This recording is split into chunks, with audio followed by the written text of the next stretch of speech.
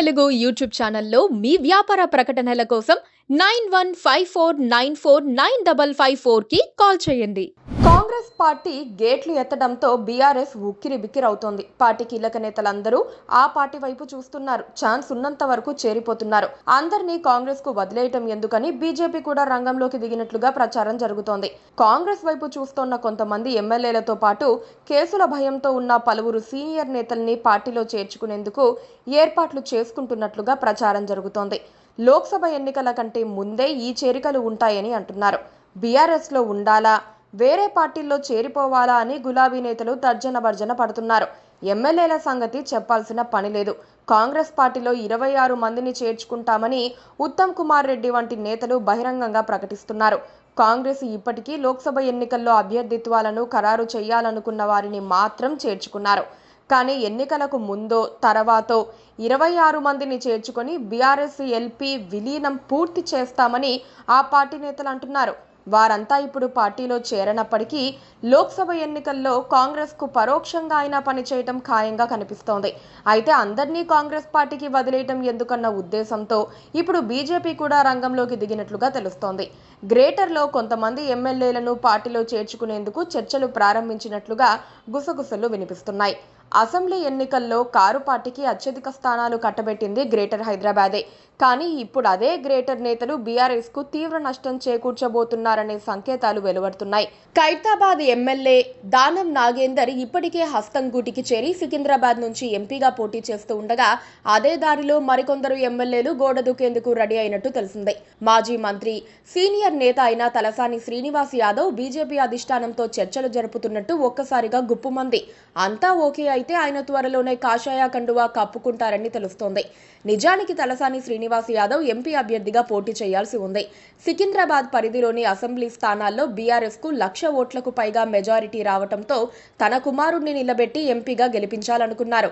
దానికి తగ్గట్లుగానే ఏర్పాట్లు చేసుకున్నారు. కేసీఆర్ పుట్టినరోజున ఘనంగా నిర్వహించారు.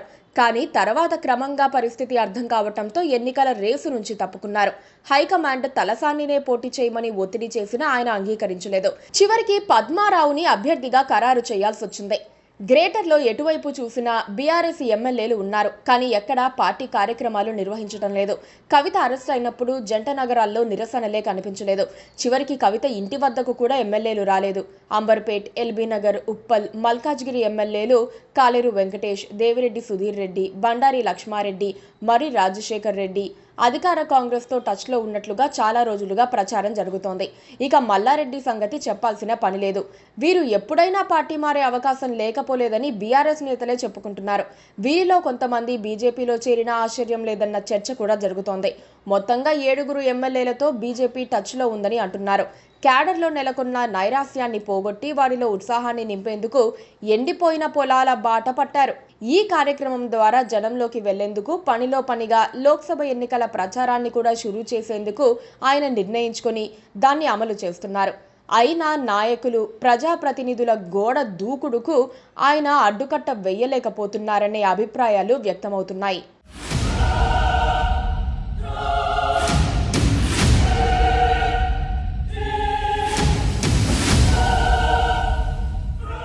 ఉద్యమ సమయంలోనూ అటు తర్వాత 10 ఏళ్ల ఏలుబడిలో గులాబీ బాస్ కేసీఆర్ వేసిన ఎత్తుగడలు, పన్నిన వ్యూహాలు ఇప్పుడు పనిచేయటం లేదనే వాదనలు వినపడుతున్నాయి.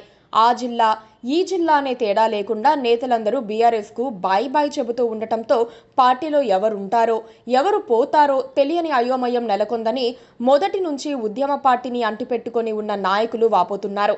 గతంలో టికెట్ ఇవ్వకపోతేనో, లేక తనకు నచ్చిన వారికి, పార్టీలోని ప్రత్యర్థులకు టికెట్ ఇస్తేనో అలగటం, కార్యక్రమాలకు రాకుండా ఉండటం, లేదంటే రాజీనామా చేయటం లాంటి నిరసన కార్యక్రమాలు లీడర్ల నుంచి ఎదురయ్యేవి. ప్రతి పార్టీలోనూ ఇవి సహజం. కానీ ఇందుకు భిన్నంగా ఇప్పుడు కారు పార్టీలో ప్రజాప్రతినిధిగా గెలిచినా, టికెట్ ఇచ్చినా ఉండని పరిస్థితి. Chevella sitting MP Ranjith Reddy, station Ghanpur MLA Kadiyam Srihari ఉదంతాలే ఇందుకు ప్రత్యక్ష ఉదాహరణలు. మరోవైపు మొన్నటిదాకా ప్రగతి భవన్ చుట్టూ ప్రదక్షిణలు చేసిన సీనియర్లలో చాలా మంది ఇప్పుడు పార్టీ కార్యాలయం అయిన తెలంగాణ భవన్ వైపు కన్నెత్తి కూడా చూడకపోవటం గమనార్హం. బీఆర్ఎస్ అధికారంలో ఉన్నప్పుడు కార్పొరేషన్ చైర్మన్లుగా ఉన్న వారిలో అత్యధిక మంది ఇప్పుడు పార్టీకి ముఖం చాటేస్తున్న పరిస్థితి నెలకొంది. కార్యకర్తలు, నాయకుల గోడ దూకుళ్లను ఆపేందుకు కేసీఆర్ వ్యూహాలు ఏమాత్రం వర్కౌట్ కావటం లేదు.